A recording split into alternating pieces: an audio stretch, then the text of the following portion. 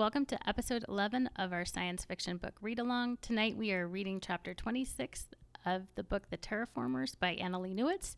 Next time we'll skip ahead and read chapter 30 together.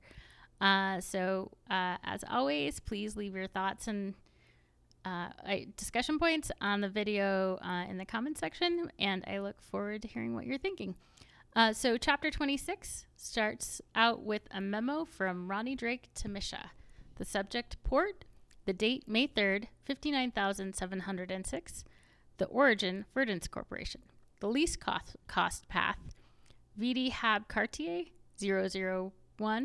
Turtle Wormhole, 3.2. Tisdale Station, 0.9. Sasky Sat, 0.05.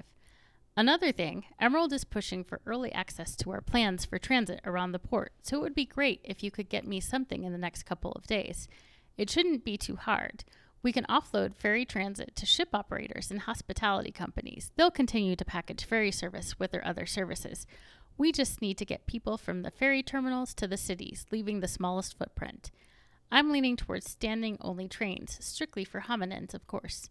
Maximize the use of space. People won't need room for luggage other than a personal pack or two. They'll buy what they need in the city, and construction materials are always delivered right to the site. End memo. Though Ace had been loud and effusive back at the Angst Domo, they were withdrawn on the drive to Left Hand. Zest and Rocket flew overhead, while Sulfur and Misha bounced beside Ace in the truck's cab.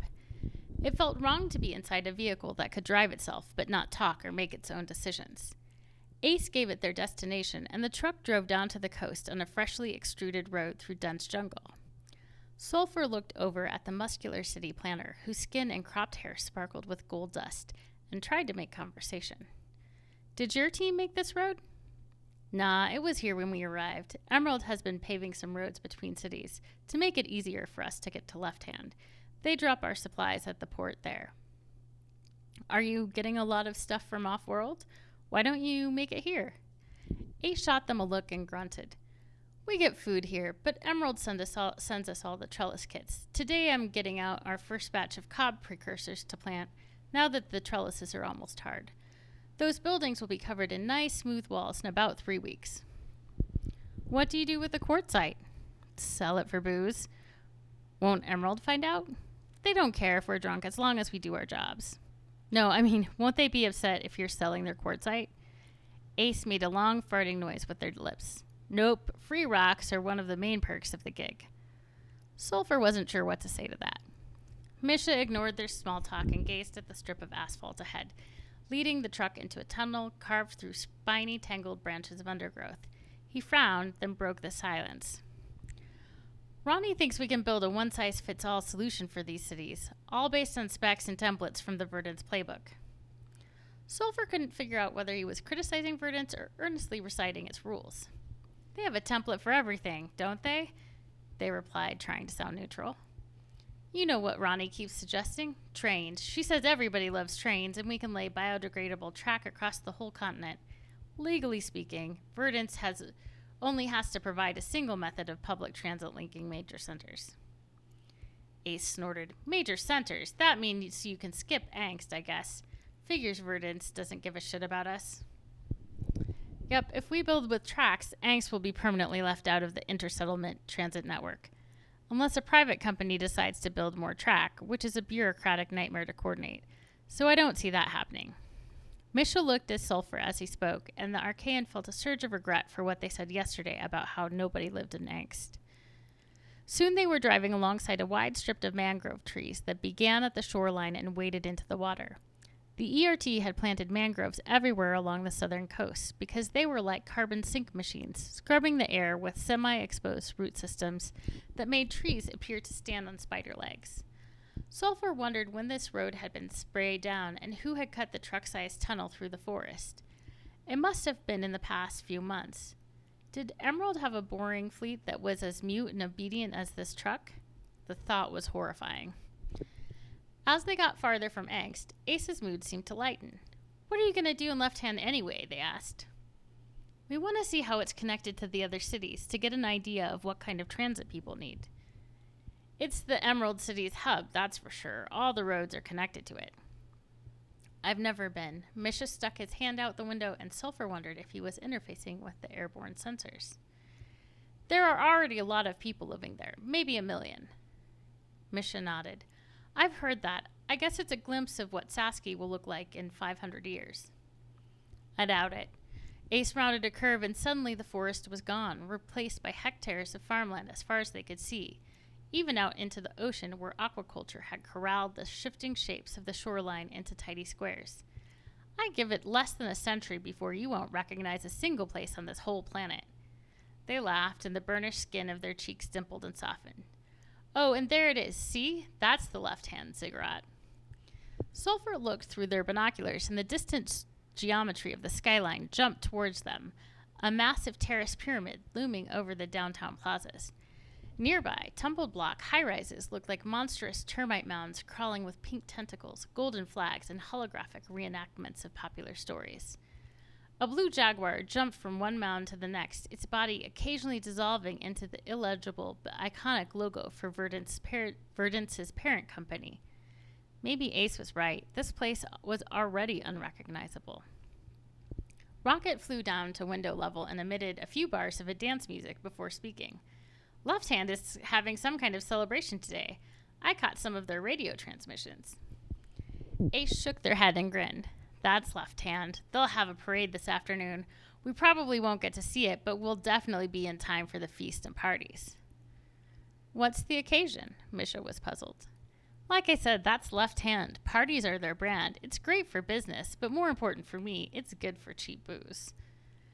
Out in the fields, Sulfur could see hundreds of people working, testing soil, tweaking sun barriers, reading sensors, tending machines that planted, harvested, and packaged.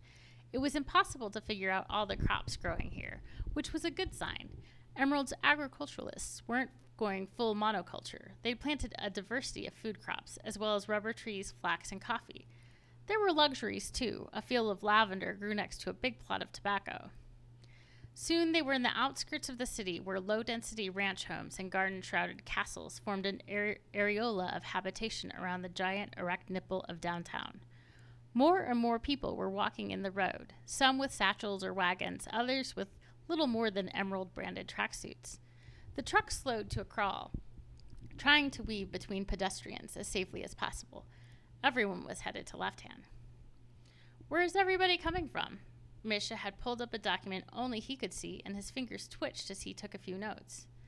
Some are coming in from the fields, but mostly from the port. You can see it from here, but there's a road from the docks that merged with this one about a click behind us. As if to illustrate Ace's point, a saucer-shaped ship swept upward from the coast with a burst of displaced air. That was probably 5 clicks away. It still sent a slight shiver through the densely wooded suburbs around them. They usually dock over the water and come ashore in boats. Sulfur watched a big group of pedestrians, Homo diversus, with every possible configuration of limbs, skull shapes, and skin textures, chatting excitedly while a mountable drone carried their luggage.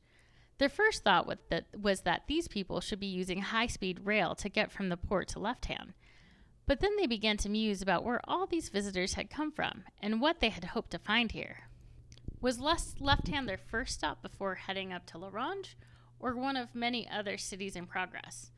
Were they tourists on a pleasure tour of undeveloped planets, or scammers drawn to a city whose laws were still in flux? No matter what they weren't owners. Verdance mandated that everyone buy a Homo sapiens body if they wanted to live on Sasky. It was part of the sales pitch. Settle on virgin Pleistocene land with your pure Homo sapiens neighbors, reliving the glory days of Earth. By now, the road was so densely packed that the truck was driving at the leisurely walking pace of a hominin. Sulfur turned to Ace, who had pulled a cigarette out of a pocket and was trying to light it with a tiny glowing button attached to a wire. Who are these people? Are they all workers? You know the types, debtors and dreamers trying to make money or blow it. They exhaled a long stream of smoke and swatted Sulfur's shoulder lightly with the back of a chapped golden hand. Ask me how I know. Is that how you came here? In a way, I took out a loan to go to Kostoff University on Venus, one of the top schools in the system. I figured I'd get a gig no problem. But that was back during the land rush, before wormhole travel got so expensive, you know?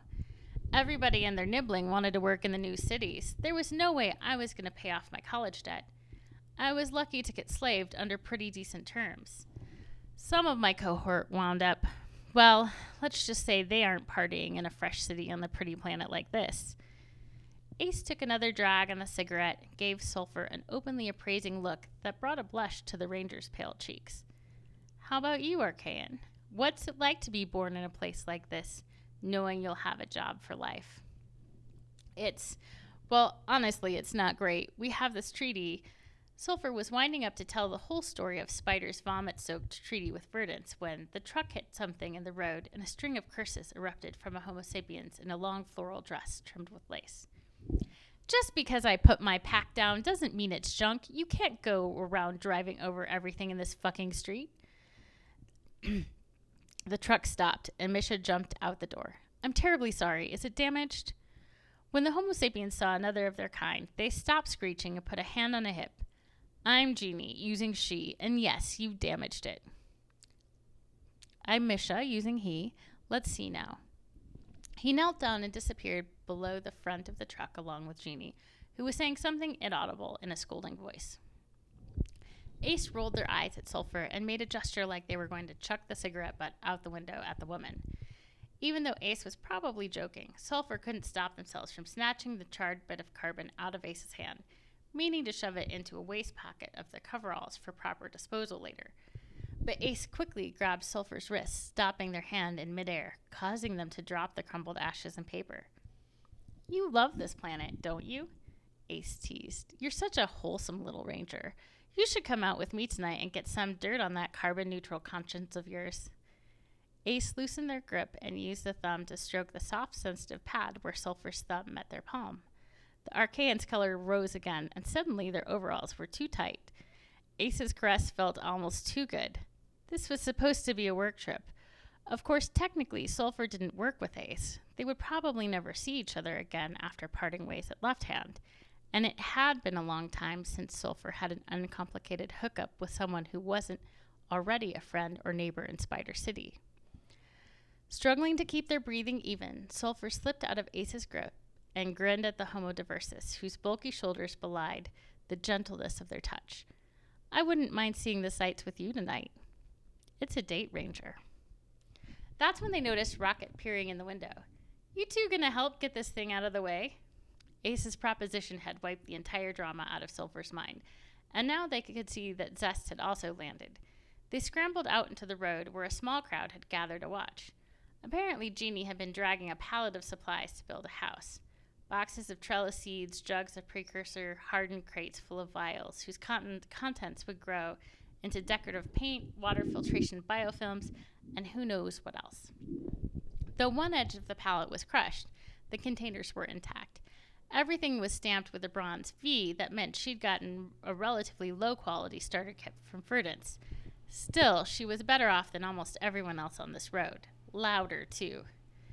Get your mount to pull this to my lot for me. It's the least you could do. Jeannie had obviously decided Misha was the group's leader, since he was the only Homo sapiens here. She spoke exclusively to him, though her eyes often slid nervously over to the rest of them. Misha sighed and shot Zest an apologetic look. Where is your lot? West quadrant, about a half a kilometer from here, off the main road. Ace stepped out from behind Misha, casting a bulky shadow. Why don't we load it up on my truck and give you a ride home? Sound good, ma'am? Jeannie looked at Misha, making a big show of still being put out. I suppose that's the very least you could do. Ace glanced back at Sulfur and winked. No problem, ma'am. We'll get this done nice and quick because we feel awful bad about inconveniencing someone as important as yourself. Jeannie didn't pick up on Ace's sarcasm. She flounced into the cab and waved goodbye to the rubberneckers, as if they'd stop out of concern rather than the urge to hate watch. I'm fine. They're giving me a ride. Thanks for your help. The truck dropped Jeannie by the side of a less trafficked road next to the enriched soil of her rectangular plot. Without a thank you, she bent over to unbox her trellis seeds and started throwing them everywhere. Ace watched in the rear view mirror. Her house is going to look like a compost heap full of rotting flesh.